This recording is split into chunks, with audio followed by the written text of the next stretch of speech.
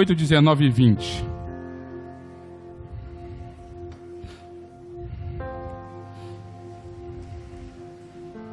Romanos, capítulo de número 1, versículo 18, 19 e 20. Irmãos, eu mandei um áudio para os irmãos solicitando que os irmãos não percam os próximos 2 cultos.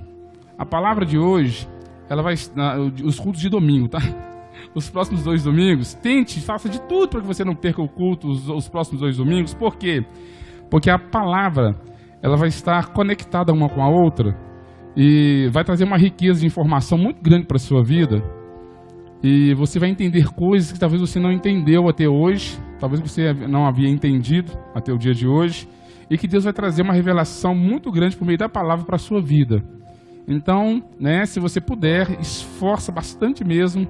Eu não aceito o atestado médico, tô brincando, os irmãos pode, E que os irmãos possam se esforçar mesmo por estarem aqui, porque eu creio que Deus vai trazer aos olhos do nosso entendimento uma sabedoria, um conhecimento que Ele não trouxe a muitos povos, e esses povos foram condenados por Deus.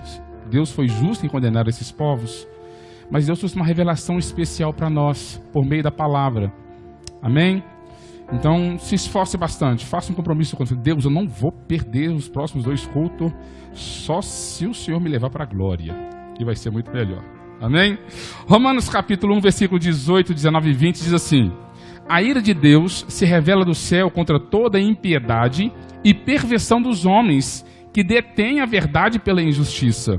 Porquanto o que de Deus se pode conhecer é manifesto entre eles, porque Deus lhes manifestou.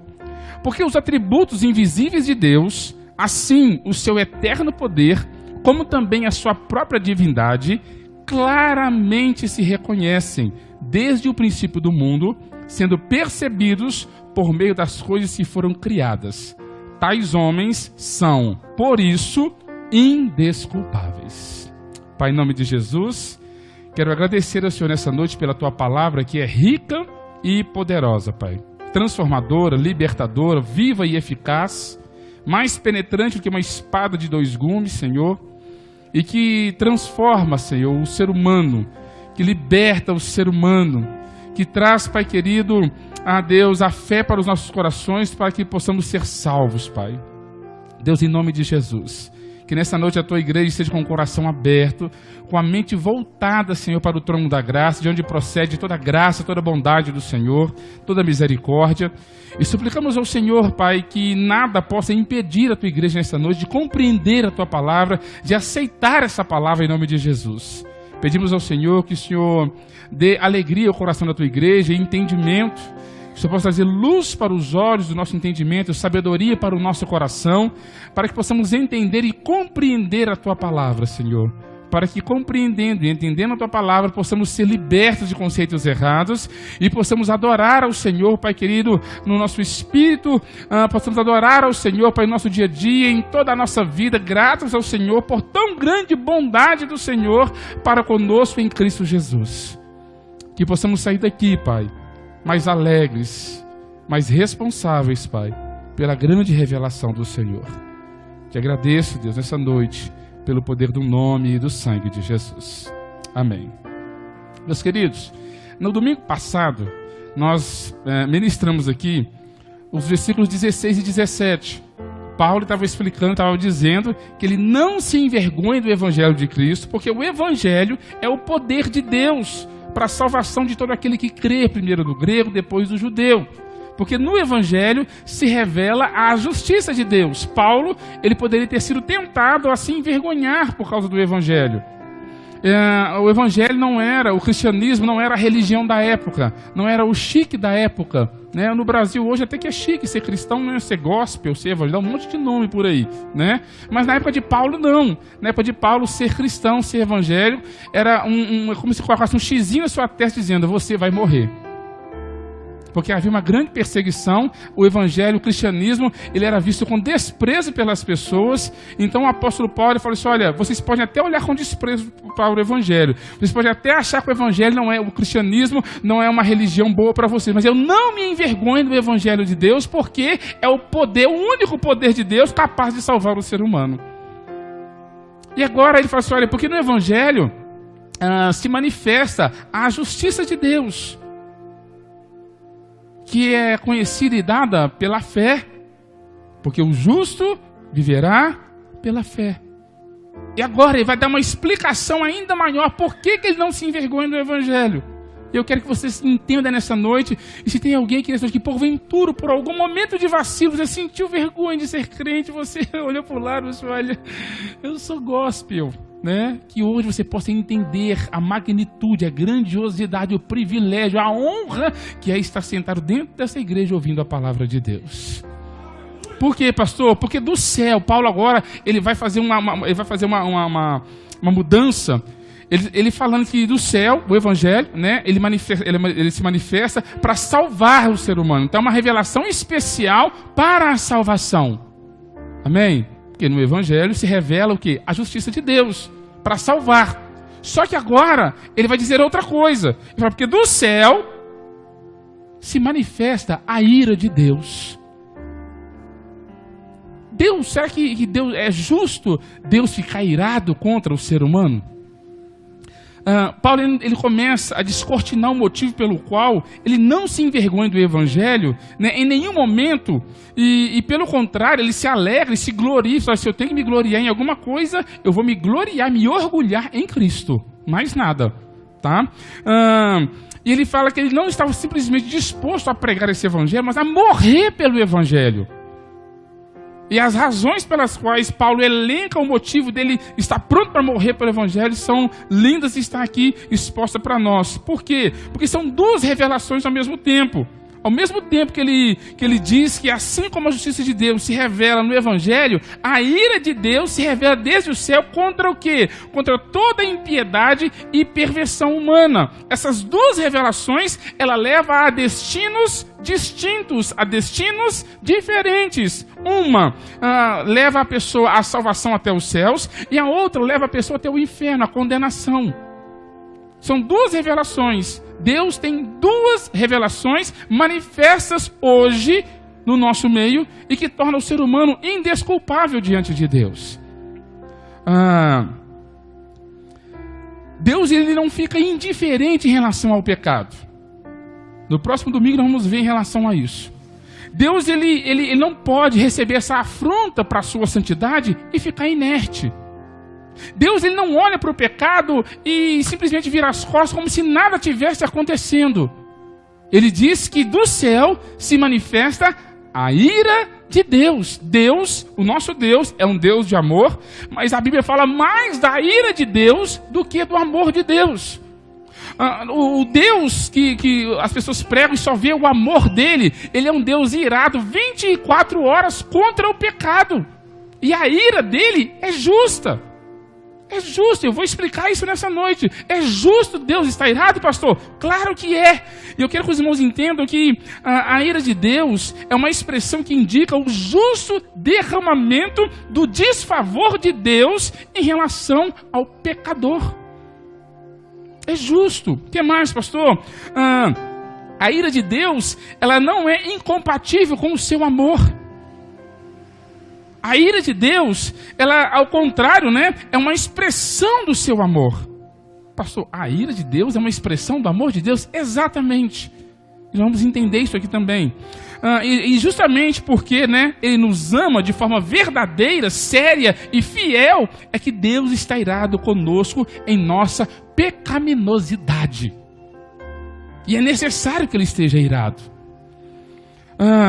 Entretanto, quero que nos entenda que o pleno significado da ira de Deus não deve ser visto nas desgraças que acontecem a homens pecadores no decorrer da história. Não, pastor, não. Essa realidade só é verdadeiramente conhecida quando vista na sua revelação no Getsemane. Lá no Getsemane, quando nós olhamos para a cruz, olhamos para Jesus, nós conseguimos ver o derramar da ira de Deus por causa do pecado. Está nítido. O que Deus vai fazer com aqueles que se esquecem dele? Está nítido qual que vai ser a recompensa do pecado. Está muito nítido como que a ira de Deus se manifesta contra o pecador.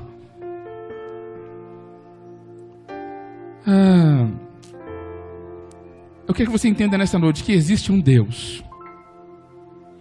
E esse Deus está irado. E isso é notório no nosso meio, porque em qualquer época da história do mundo, nós vemos pessoas com a consciência de que existe algo, alguém superior. Mesmo que essa pessoa não reconheça que é o nosso Deus, o Deus criador dos céus e da terra, em toda a história, em todo o tempo, as pessoas elas procuram apaziguar uma divindade. Sempre há uma sensação de culpa. Sempre há um desejo de prestar um culto a alguém. Por quê? Porque é inerente à mente do ser humano. Ele entende que alguém está irado contra ele por causa das suas más ações. A religiosidade, a religião é inerente ao ser humano. O ateísmo é uma religião. E o que os homens fazem é tentar apaziguar essa divindade que está irada contra ele. Mesmo que ele não dê o nome de Deus, de Jesus, de Espírito Santo, ele tenta apaziguar de alguma forma essa divindade. Eu poderia citar aqui inúmeras religiões onde eles fazem sacrifícios terríveis para apaziguar a divindade. Se você for lá no meio do mato, agora os índios, eles sacrificam os filhos deles para tentar apaziguar uma divindade que eles creem que está irada contra eles. Na época do povo filisteu, da época do povo moabita, o que eles faziam? Eles adoravam um Deus chamado Moloque. Era um Deus que, segundo ele, era um Deus irado e ficava com as mãos para frente. E eles pegavam os filhos deles e queimavam os filhos deles nas mãos desse Deus como forma de tentar apaziguar esse Deus que estava irado contra eles. Pastor, a ira de Deus é justa? Sim, a ira de Deus é justa. Vamos observar algumas coisas aqui. Primeiro, versículo 18. A ira de Deus se revela do céu contra toda a impiedade e perversão dos homens que detêm a verdade pela injustiça.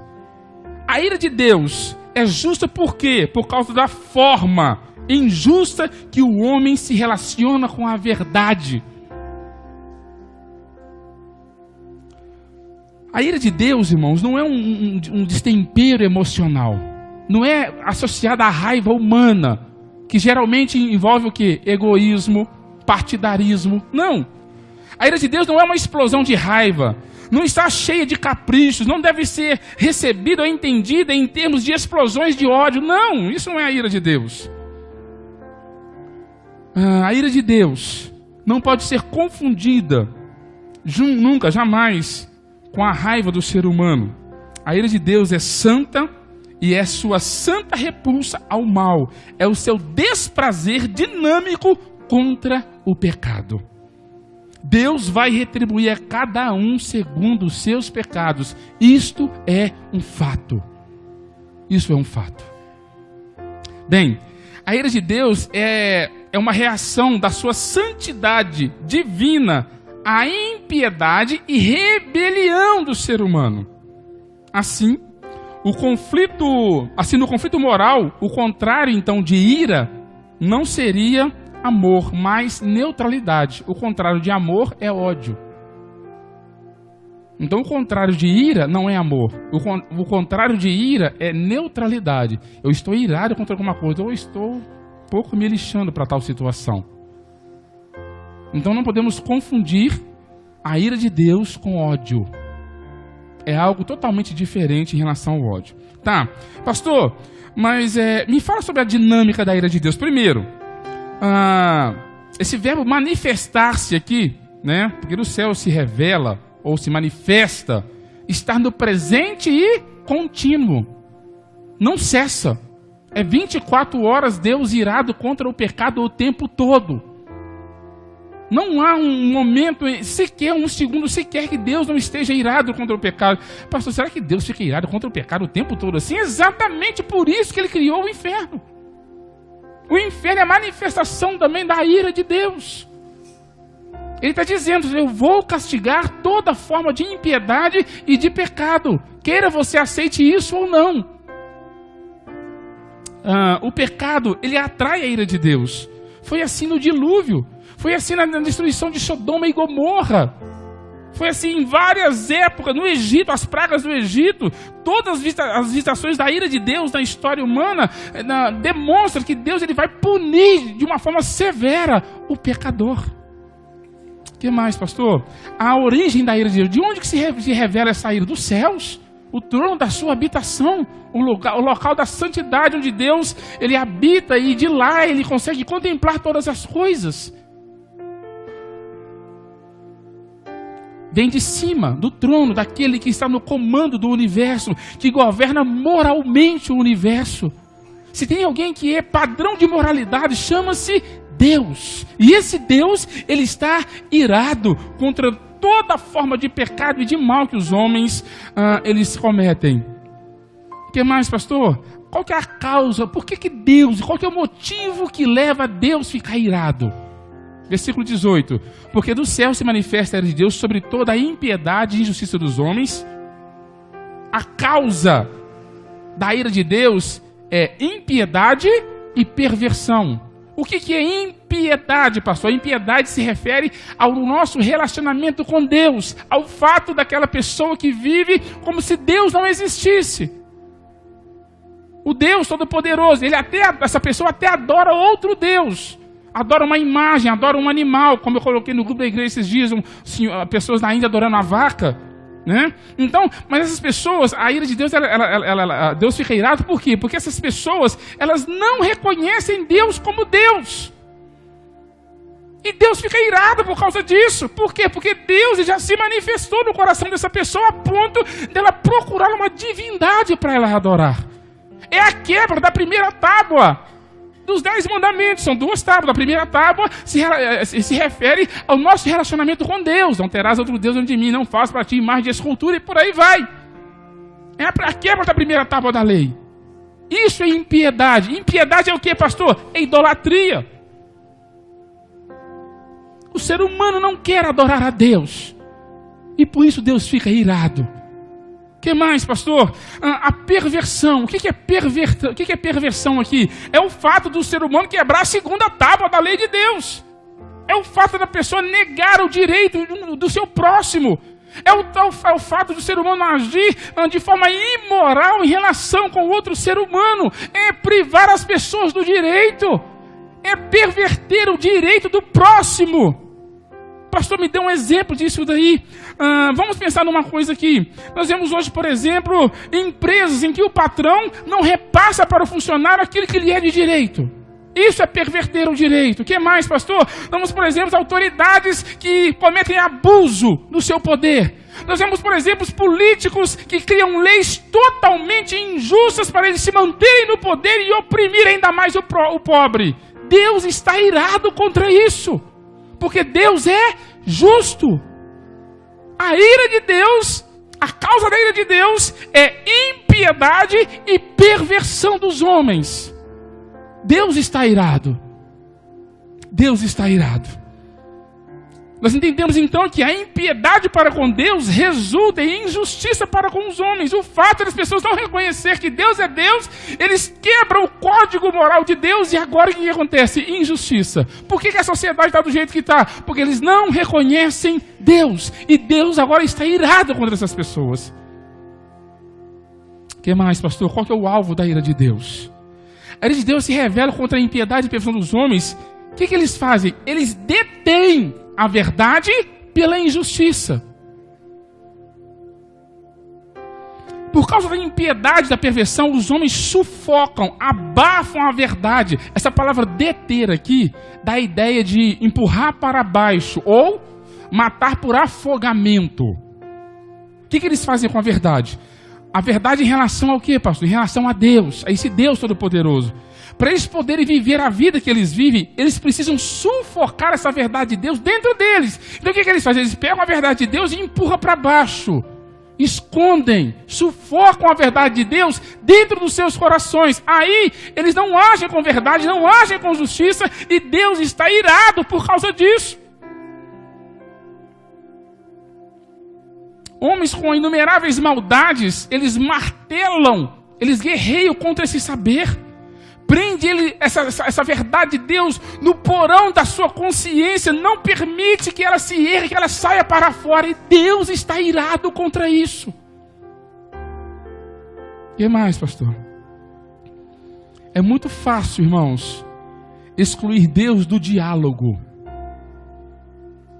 mas é impossível excluir Deus do raciocínio da mente, porque Ele está presente aí.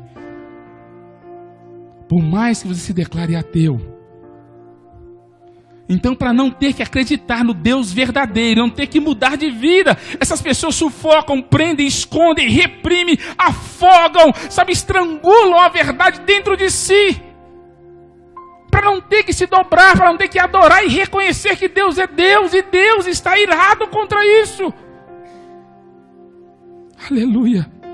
O certo é que ninguém nasce ateu. Ateísmo é uma opção que a pessoa toma a partir de quando ela tem consciência do que é certo e do que é errado. Ela tem que primeiramente sufocar, afogar a verdade dentro dela, para ela dizer que é ateu. Não é uma deliberação humana o ateísmo. Para fazer isso, é necessário suprimir, ignorar a revelação de Deus em seu coração. Deus está irado contra isso. O que mais, pastor? A ira de Deus, ela é justa por causa da forma consciente que o homem rejeita essa revelação divina. Vamos dar uma olhadinha aqui no versículo 19. Porquanto o que de Deus se pode conhecer, neles se manifesta, porque Deus lhe manifestou. Primeira coisa que eu quero que os irmãos entendam, que o ser humano só pode conhecer a Deus porque Deus se revelou. Dá uma olhadinha, irmãos.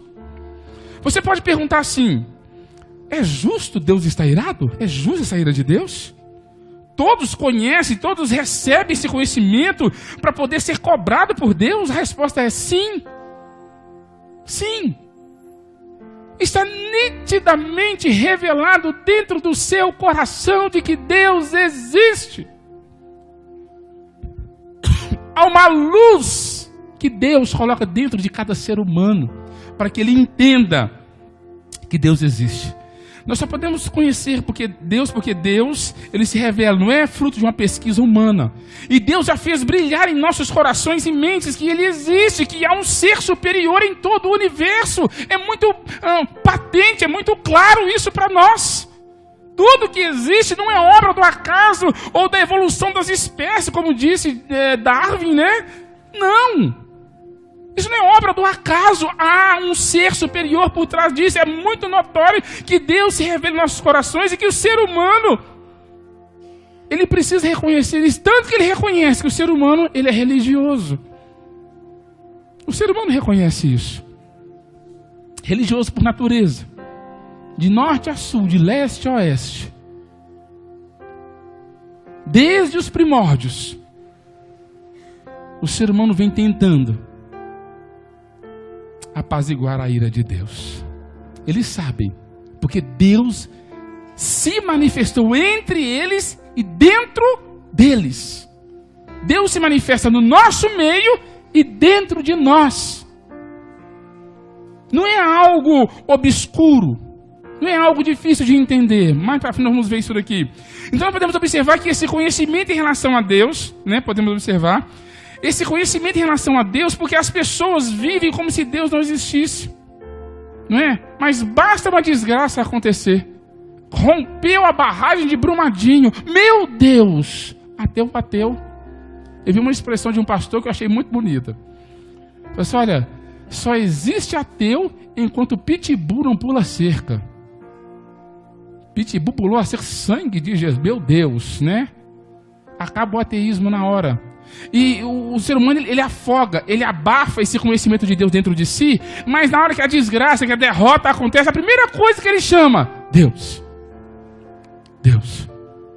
Porque isso é inato ao ser humano. Note até aqui que quem se revela é Deus. Quem revela a justiça? Deus. Quem revela a ira? Deus. Quem revela o evangelho? Deus. Se Deus não se revelar, a humanidade, ela simplesmente caminha na escuridão. Não sabe de onde veio, o que está fazendo aqui e para onde vai. Mas graças a Deus, que Deus se revela. Deus se revela. Aleluia. Essa revelação natural de Deus, ela é suficiente para mostrar a majestade de Deus. Veja no versículo 20. Porque os atributos invisíveis de Deus, assim o seu eterno poder, como também a sua própria divindade, claramente se reconhecem desde o princípio do mundo, sendo percebidos por meio das coisas que foram criadas. Tais homens são, por isso, indesculpáveis. Primeiro, o que são atributos? Atributos são qualidades, né? Eu posso olhar para o Paulinho é uma pessoa que gosta de vestir roupa preta, ele usa óculos, né? Tem esse cabelo preto bonito. Amém, Paulo?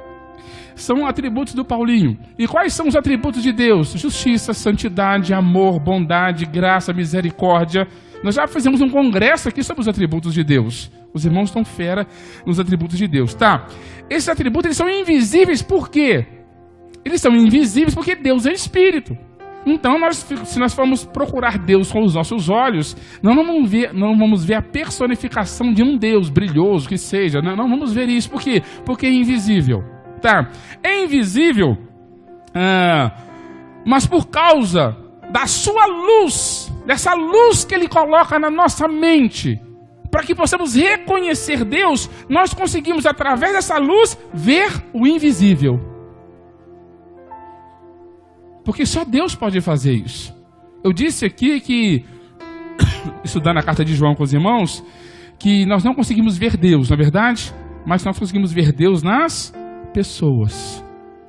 Agora, não somente nas pessoas, nós conseguimos ver Deus, primeiro, na natureza, porque Deus, Ele se manifesta, Ele brilha na nossa consciência, mostrando que Ele é o autor de tudo. E nós que estamos aqui não rejeitamos essa iluminação, acreditamos que é Deus que iluminou a nossa mente, e nós conseguimos olhar para as coisas criadas e falar, olha, só pode ser Deus. Só pode ser Deus. Tá. O seu eterno poder. Por que o Paulo ele menciona isso aqui? Algumas perguntas, irmãos, sempre surgem na nossa mente. Deus, Ele é onipotente. Não é verdade? Deus, não tem nada que é impossível para Deus.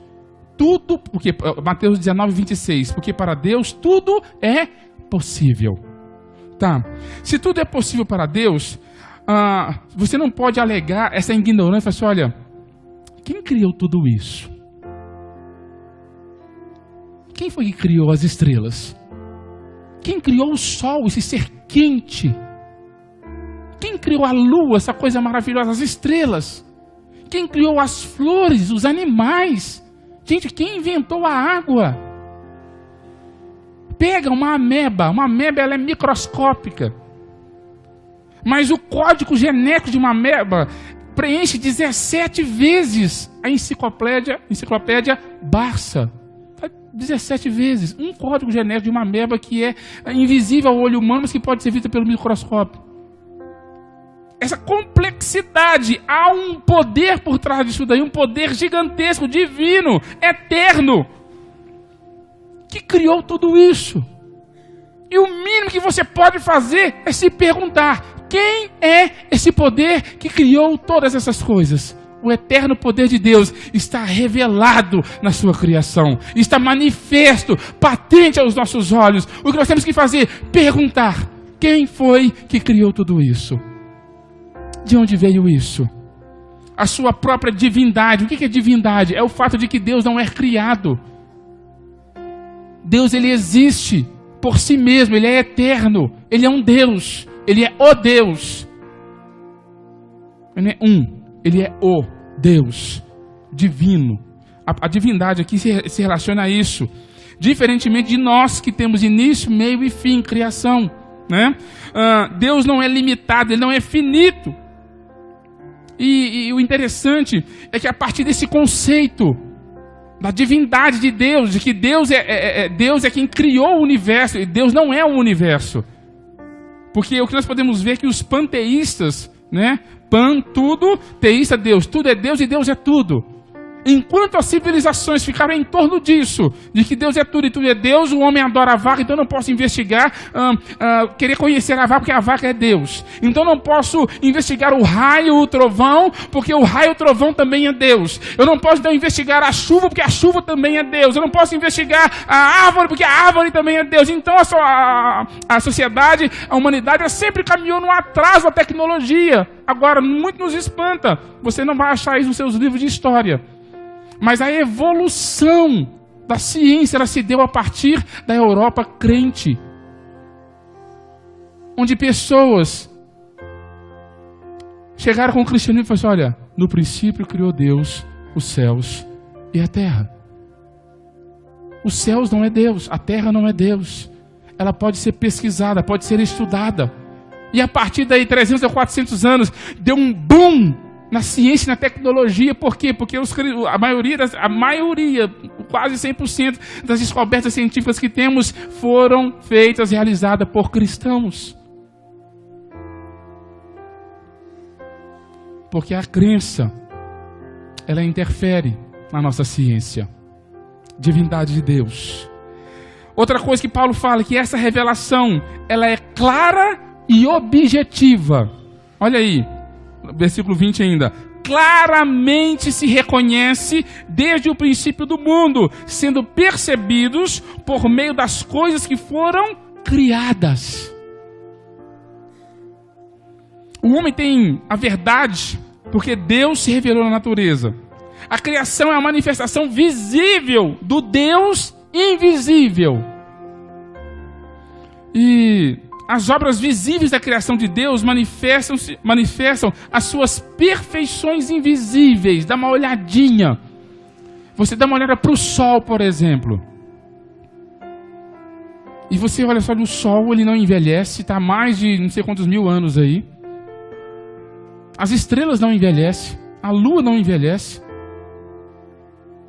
E como que isso foi criado e não envelhece? Porque tudo ao nosso redor envelhece. O ser humano nasce pequenininho, né? Que é coisa bonitinha, vai crescendo, vira um pecadorzinho, pecadorzão, velho, depois morre. Não é isso?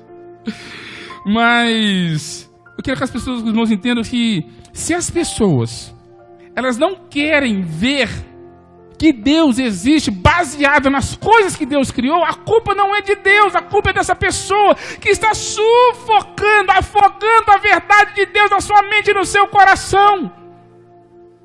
Paulo usa a palavra claramente, nitidamente se percebe. Não é uma coisa que você tem que pesquisar, uma coisa difícil de entender, não. Está claro, está nítido. As pessoas rejeitam esse conhecimento de Deus.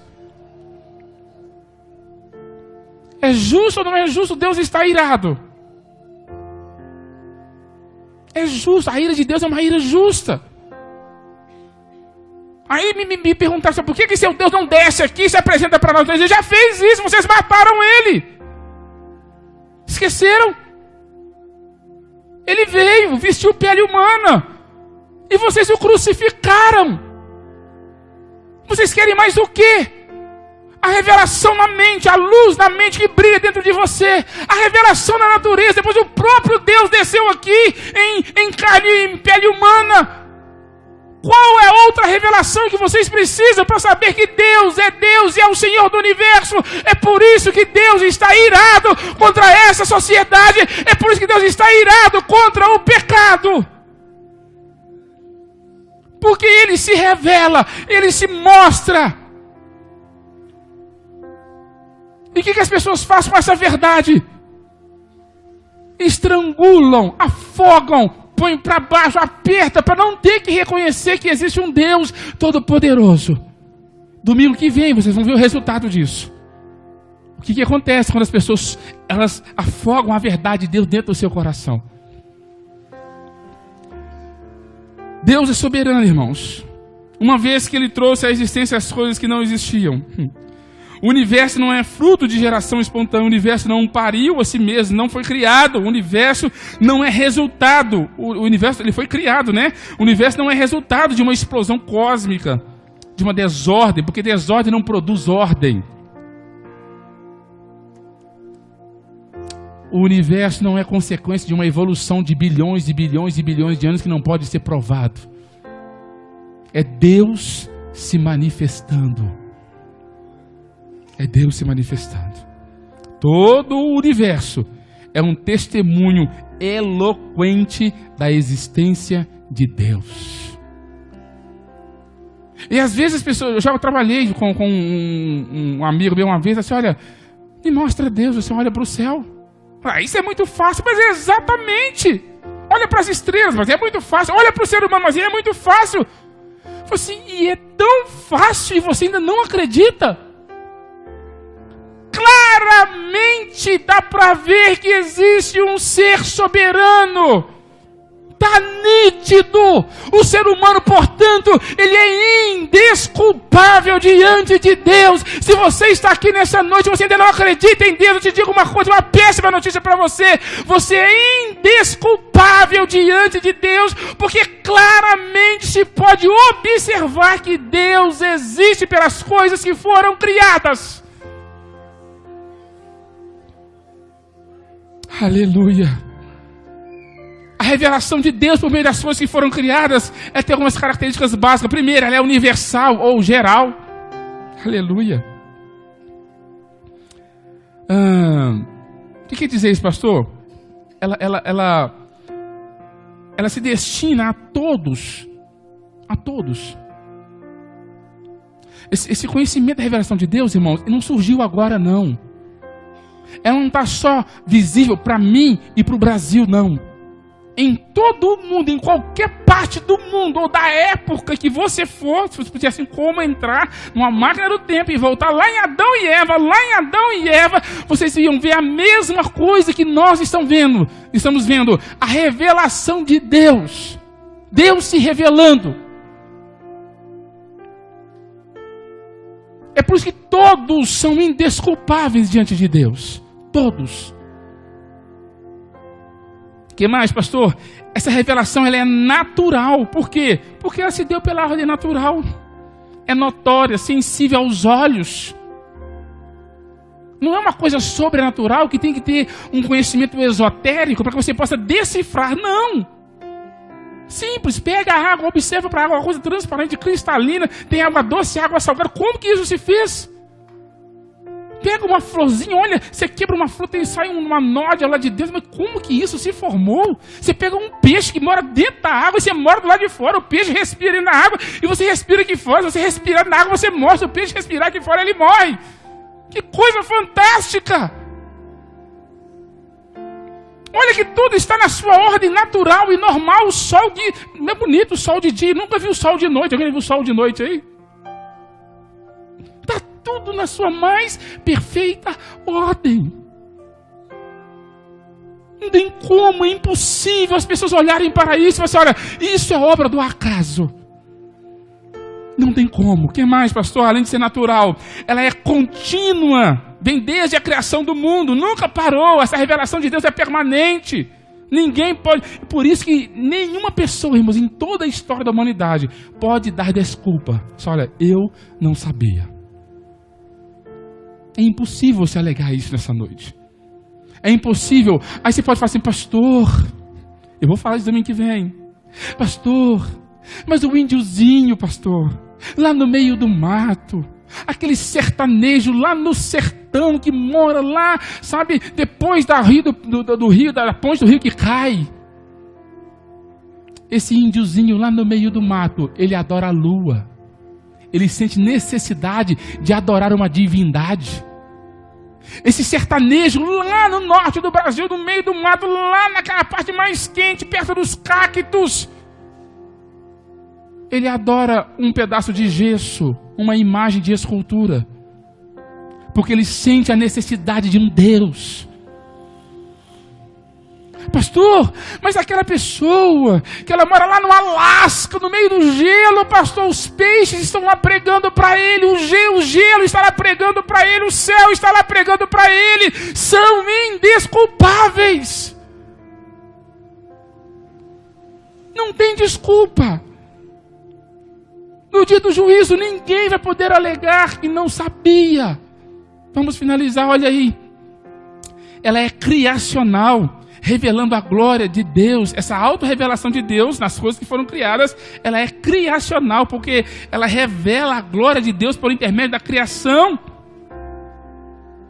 E que é diferente da revelação salvadora, que se manifesta na graça salvadora de Deus em Cristo Jesus. São duas revelações, eu não disse aqui.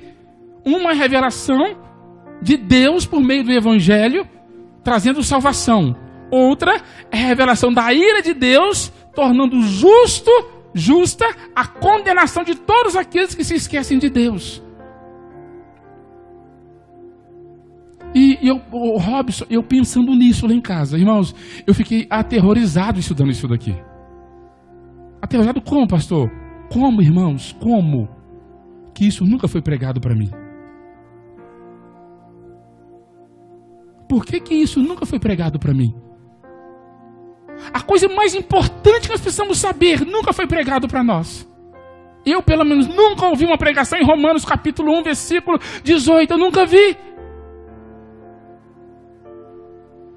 Sabe por quê? Porque o tempo todo os nossos pastores estavam preocupados em agradar a igreja, com campanhas de cura e de libertação, com milagres, se esquecendo da coisa mais importante, que a ira de Deus, ela paira sobre a sua cabeça nessa noite, e ai de você de encontrar com Deus sem ter crido no Evangelho.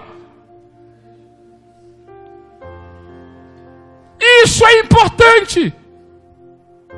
É isso que você precisa saber. Há um Deus soberano, todo-poderoso, que Ele sim cura, faz milagre exatamente, mas que Ele está irado contra você por causa do pecado, e você precisa do sangue de Jesus para apaziguar a ira de Deus de sobre você nessa noite. Aleluia. Aleluia. Eu quero que você, para finalizar, eu quero que você entenda que essa revelação natural é suficiente para tornar o homem indesculpável diante de Deus. Olha aí, tais homens, final do versículo 20, tais homens, quais homens? Todos nós, tal ser humano, quer dizer aqui, tal ser humano, são por isso, tais seres humanos, são por isso indesculpáveis. Observa, pensa comigo. O que a nossa mente mais faz é criar uma ginástica para fugir de Deus. Mas eu não sabia, mas não me disseram, não me falaram, não me avisaram, eu não estava aqui. Não é sempre assim? Lá no começo da humanidade, Adão e Eva. Adão se pecou. Não, seu velho, foi eu não. Eva. Ela que me deu a fruta. Aí, Eva, o que você fez? Foi a serpente que me enganou. A sua mente vai ficar sempre procurando fazer uma ginástica para você fugir desse Deus. Só que a palavra de Deus diz nessa noite que vocês são indesculpáveis 2 vezes. 2 vezes, pastor? É. Primeiro, vocês são indesculpáveis porque na natureza Deus se revela e dentro do seu coração. Segundo, porque vocês conhecem o Evangelho.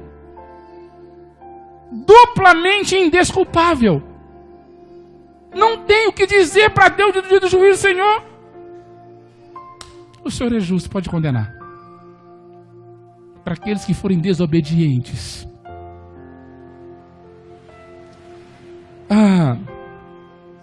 Paulo ele usa a palavra claramente, né?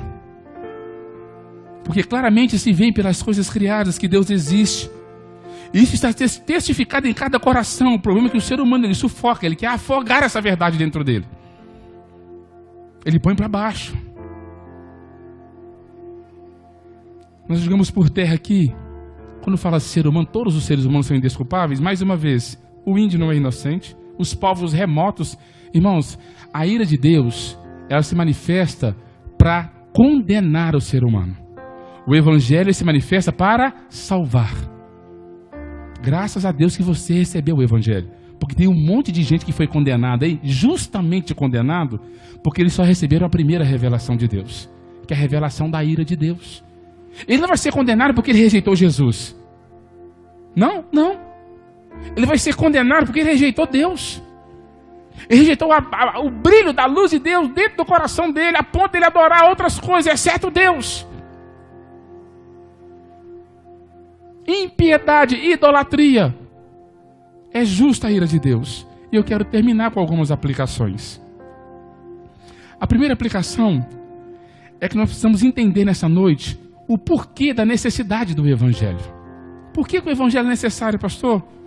Porque a revelação da ira de Deus te deixa sem desculpa, não é isso? Você fica indesculpável. Mas a revelação da ira de Deus não te diz como se salvar através da natureza.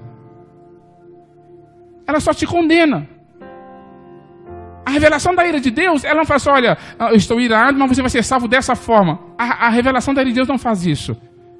É o Evangelho que mostra. Agora você entende por que Paulo falou assim, olha, eu não me envergonho do Evangelho.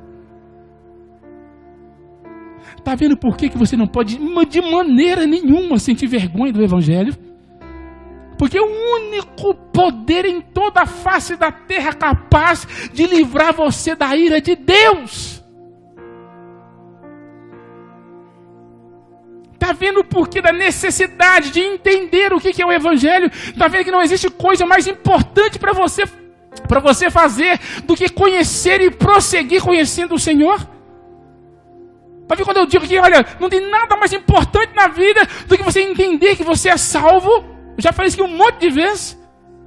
É mais importante do que estar com a sua mulher, é mais importante do que estar com seus filhos, é mais importante do que trabalhar, é mais importante do que comer. Mais importante do que comer é o que, pastor? É saber se Deus testifica no seu coração de que você é salvo pelo Evangelho. O mais importante não é a cura. O mais importante não é prosperidade. O mais importante não é saúde. O mais importante é saber se a ira de Deus está desviada de você, porque você recebeu o Evangelho e abraçou o Evangelho, creu no Evangelho e mudou de vida a partir do conhecimento do Evangelho. É isso que você precisa saber nessa noite. O que mais, pastor? Todos nós estamos debaixo da ira de Deus. E o Evangelho é o poder de Deus para nos salvar. E eu queria que você meditasse nessa noite o privilégio gigantesco, mais uma vez, eu vou dizer, de você estar sentado aqui nessa noite ouvindo essa verdade. Entende agora? Ficou mais claro, mais nítido para você como é maravilhoso estar sentado nessa cadeira ouvindo o pastor Ferreirinha pregar com essa voz rouca? Está vendo o que Deus fez por você? O que Deus fez por você, Deus não fez por um monte de pessoas que estão sendo condenadas todos os dias. Está vendo por que a salvação é pela graça mediante a fé, que não há mérito em nós? Porque se Deus não se revelar para você, você continua o curso de todo ser humano, filho da ira de Deus, caminhando para a condenação eterna. Isso deveria te colocar de joelhos diante de Deus essa noite. Agradecer a Deus, obrigado, Senhor. Só Deus sabe o tanto que eu orei em espírito, meu coração, agradecendo a Deus. O tanto que eu chorei, Deus, eu não sou merecedor, Senhor. Eu sou tão pecador quanto um monte de gente por aí, mas o Senhor, a tua graça me alcançou e a luz do seu Evangelho brilhou no meu coração, me livrando da ira do Senhor. Agora eu entendo o apóstolo Paulo gritando: miserável homem que sou, quem me livrará desse corpo, dessa morte? Aí em seguida ele fala: mas graças a Deus, aleluia, por nosso Senhor e Salvador Jesus Cristo. Graças, porém, a Deus. Isso deveria te colocar de joelhos hoje diante de Deus. E você deveria se perguntar: por que você vive desafiando a Deus ainda? Por que você vive sendo negligente para com Deus, como se Deus não existisse? Por que você ignora Deus no seu dia a dia? Por que você faz isso? Se Deus se revelou de duas formas maravilhosas na sua vida, está te dando a oportunidade de viver eternamente com Ele na glória. Abraça esse Evangelho, abraça essa Bíblia, abraça essa palavra, toma posse para a sua vida. Se tem uma coisa que tem que tomar posse nessa noite, é do Evangelho. Abraça, fala assim: olha, ainda que me mate, Senhor, eu não te deixarei, Deus. Pare de ficar negligenciando Deus na sua vida. Pare de ficar empurrando essa verdade para baixo, tentando afogar essa verdade do Evangelho na sua vida. Em nome de Jesus, para com isso. O que mais, pastor? Examine o seu coração. Examine o seu coração nessa noite. Comece a observar por que você fica indignado, chateado, aborrecido, magoado com esse Deus. Você fica às vezes triste porque você quer duvidar que Deus existe. E sabe por que você faz isso? Você fica pedindo provas sobrenaturais. Senhor, eu quero ver uma luz, ou glória, descendo ali naquela parede, Senhor, para provar que o Senhor existe. Deus não vai fazer isso. Deus não vai fazer. Deus não, Ele pode até fazer. Mas eu estou dizendo, Ele não vai fazer isso, porque já está revelado aí. Na natureza, olhe e creia.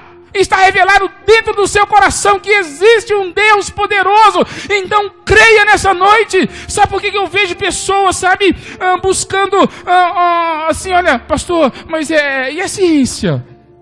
E a racionalidade, os cosmos? Teve uma nova descoberta aí, viu? Diz que a Bíblia não é verdade, não.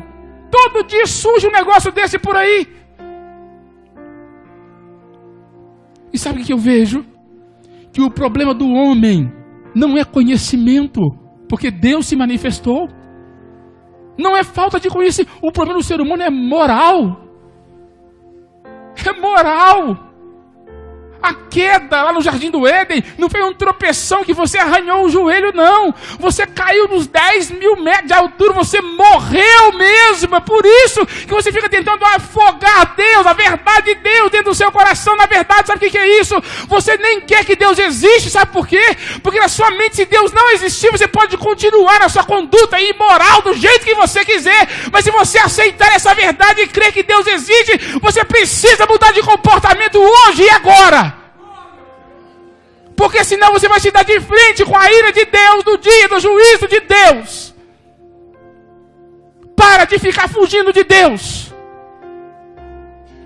Para de querer fazer uma ginástica mental, querendo acreditar que Deus, que ainda existe uma outra possibilidade. Não existe outro caminho, disse Jesus. Eu sou o caminho, a verdade e a vida, e ninguém vai ao céu a não ser por mim, diz o Senhor Jesus. Você precisa crer nisso nessa noite. O que mais, pastor? Para o culto de hoje, Claudionor. Por isso que é tão necessário nós investirmos em missões. Por quê, pastor? Porque os povos estão perdidos. Tem africanos debaixo da ira de Deus. É por isso que você precisa amar missões. É por isso que você precisa, sabe, ir. É por isso que você precisa ir lá no seu serviço e testemunhar do Evangelho. Não tenha vergonha do Evangelho. É a única forma, o único meio pelo qual as pessoas serão salvas da ira de Deus. Ame missões. Ide por todo mundo e pregai o Evangelho a toda criatura. Quem crer será salvo, quem não crer será condenado. Missões é para ontem. Pessoas morrem ao nosso redor todos os dias. Pessoas novas, pessoas de meia idade, pessoas idosas morrem todos os dias. E um monte delas está indo para o inferno. Isso não dói no seu coração hoje? Indesculpáveis diante de Deus. Aleluia. E mais, pastor, para finalizar. Eu queria que você pensasse na sua vida nessa noite. Há um Deus. Agora feche os seus olhos. Pode fechar, fica à vontade. Há um Deus. Esse Deus é santo. Esse Deus está irado. Ele não é só amor. Nós não temos desculpa para, vivermos longe de Deus. Nada vai justificar uma vida de materialismo e pecado contra Deus. Nada justifica a idolatria. Nada justifica você adorar outros deuses. Reconheça que esse Deus tem compaixão de pessoas que humildemente se achega diante dele, se ajoelha e clama por misericórdia. '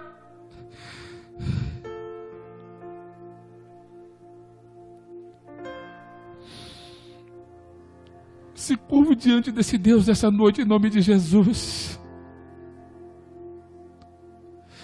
A palavra de Deus diz que enquanto há vida, ainda há esperança.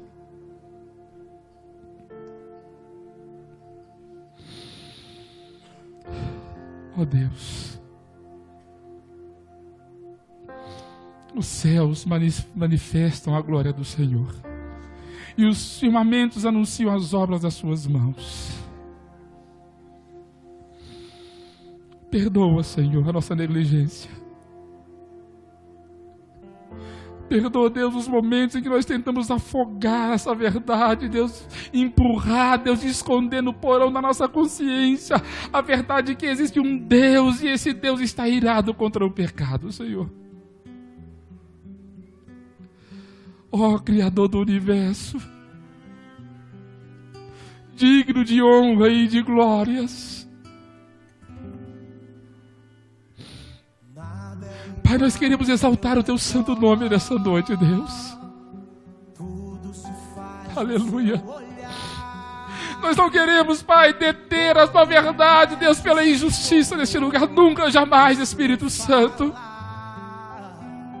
Eu quero dizer que nós cremos na Tua revelação, Deus, no Evangelho, para a salvação de todo aquele que crer, Senhor. Deus, eu quero dizer também que nós cremos na revelação da Sua ira, Deus, contra toda a impiedade e perversão dos homens que detêm a justiça, a verdade pela injustiça, Senhor. Deus, nos perdoe, Senhor, os momentos, Pai querido, de dúvidas, Pai. Mas mediante essa palavra de hoje, meu coração ele se derrete. Ele se derrete diante da Tua presença, Deus. Eu me rendo aos Teus pés, Deus. E digo que não há outro Deus a não ser o Senhor. Não há outra rocha que não seja o Senhor, o nosso Deus, em que nós podemos confiar, Senhor. Deus, eu quero declarar publicamente que eu creio que o Senhor é Deus soberano sobre toda a terra, sobre todo o universo, que o Senhor de eternidade a eternidade, Tu és Deus. Aleluia. E nós adoramos o Teu nome nessa noite. Nós nos prostramos diante do Senhor. Nós nos rendemos ao Senhor. Nos rendemos à Tua majestade, à Tua magnitude, ao Teu eterno poder, à Tua divindade nessa noite. Damos graças ao Senhor nessa noite. Rendemos adoração ao Senhor nessa noite, Deus. Aleluia, Espírito Santo.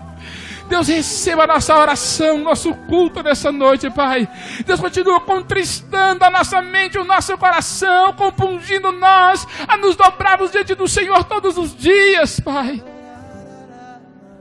Nos ajuda a alcançar aqueles, Pai, que ainda não foram, Pai, alcançados pelo Teu Evangelho. Nos envia, Senhor. Se o Senhor disser nessa noite, se o Senhor disser nessa noite, a quem enviarei, Senhor? Eu digo, eis-me aqui, Senhor. Envia-me a mim, Espírito Santo. Envia essa igreja, Senhor. Desperta nessa igreja, Pai, missionários. Aleluia. Desperta nessa igreja profetas, Pai querido, que se levantem com voz, Pai querido, de arauto, Senhor. Com voz, Pai querido, de atalaias, Pai querido, que vão proclamar a Tua verdade, dizendo que só o Senhor é Deus. Levante pastores, Pai querido, da nossa geração, que tenham o cuidado, Senhor Deus, e a responsabilidade de pregar a verdade para a Sua igreja, Deus. A verdade é que o Senhor é Deus, é que o Senhor é santo, e que o Senhor está irado contra o pecado, e que um dia, Pai, todos nós teremos que comparecer diante do Senhor, para prestar conta de tudo aquilo que nós fizemos, quer seja bom, quer seja mal, Senhor. O Senhor há de trazer à tona os pensamentos, os desejos, Pai querido. O Senhor há de trazer à tona tudo aquilo que está escondido, Pai querido, e o Senhor há de julgar as obras dos seres humanos, Senhor. Porque o Senhor é Deus, o Senhor vai fazer isso, Deus. Eu creio nessa noite. Por outro lado, Pai, nós suplicamos misericórdia sobre as nossas vidas, por meio do Teu Filho Jesus Cristo, Pai. Nós cremos no Evangelho, queremos viver o Evangelho todos os dias, não nos envergonhamos do Teu Evangelho, Senhor. Antes, Pai, nós aceitamos esse Evangelho nas nossas vidas, queremos viver e morrer pelo Teu Evangelho, Deus. Espírito Santo, Espírito Santo, convence os corações essa noite, Deus. Deus, faz com que essas pessoas que estão aqui nessa noite se rendam aos teus pés, se humilhem diante do Senhor, fiquem de joelhos, Deus, e dê graças ao teu nome, se renda ao Senhor nessa noite, Pai, em seus corações. Que eles reconheçam que o Senhor é Deus. Deus, o Senhor é Deus sobre toda a terra, sobre todo o universo, e não há outro Deus como o Senhor. Muito obrigado pela tua palavra nessa noite, Senhor. Guia, conduz nossos corações ao Senhor. Nos leve ao arrependimento, Senhor. Nos leve ao arrependimento dos nossos pecados, Deus. Nos leve ao arrependimento das nossas más obras, Pai. Que não façamos conta, Pai, da afronta, Senhor. Que não façamos conta, Pai, das injustiças, mas que possamos proclamar a Tua verdade, Senhor. Que possamos, Pai, Deus, no íntimo do nosso ser, nas nossas práticas diárias, proclamar o Senhor como o Deus de toda a terra. Abençoa a Tua igreja, Deus. Abençoa o Teu povo. E nos dê vitória pelo poder do nome e do sangue de Jesus. Oramos em nome de Jesus. Aleluia.